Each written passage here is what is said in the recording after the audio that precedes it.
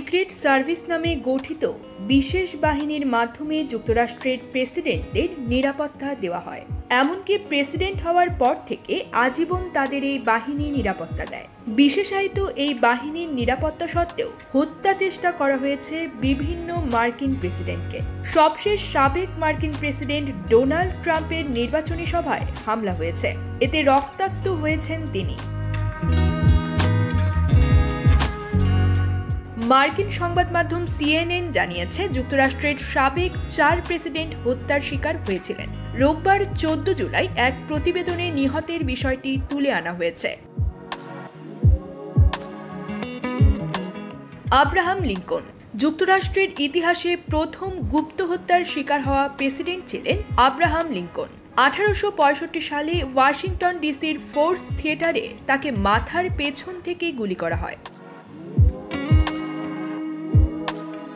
James Garfield 1881 সালে Washington ডিসির একটি ট্রেন স্টেশনে আততায়ীর হাতে গুলিবিদ্ধ হন প্রেসিডেন্ট জেমস গারফিল্ড। তাৎক্ষণিকভাবে এই ঘটনায় তিনি নিহত না হলেও 1 মাস পর আঘাতের প্রতিক্রিয়ায় নিউ জার্সিতে মারা যান এই প্রেসিডেন্ট। তাকে হত্যার ঘটনায় চার্লস গুইটিউ নামের এক ব্যক্তিকে গ্রেপ্তার করা হয়। মানসিকভাবে অসুস্থ এই ব্যক্তিকে গারফিল্ডের প্রশাসনে চাকরি না পেয়ে ক্ষুব্ধ ছিলেন। আদালতে দোষী সাব্যস্ত হওয়ায় তাকে বছরের মধ্যেই ফাঁসি দেওয়া হয়।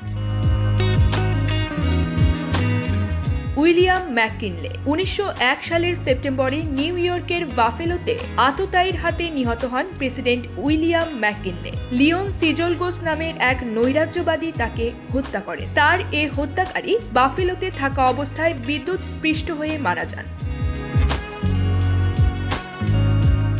জন এফ কেনেডি 1963 সালের নভেম্বরে ডালাসে স্নাইপারের গুলিতে প্রেসিডেন্ট জন এফ কেনেডি নিহত হন। লি হার্টি আসওয়াল্ড নামের এক ব্যক্তি তাকে হত্যা করেন। এই মামলার কয়েকদিন পর তার হত্যাকারীকে গ্রেপ্তার করা হয়, তবে তাকে বিচারের মুখোমুখি করা যায়নি, কেননা 2 দিন পরেই জ্যাক রুবি নামক একজনের গুলিতে হার্ভি নিহত হন।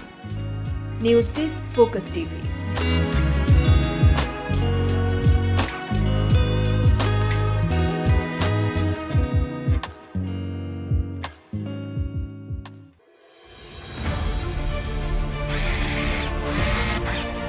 আলোতে থাকুন, ফোকাসে থাকুন, হাত রাখুন প্রজন্মের হাতে।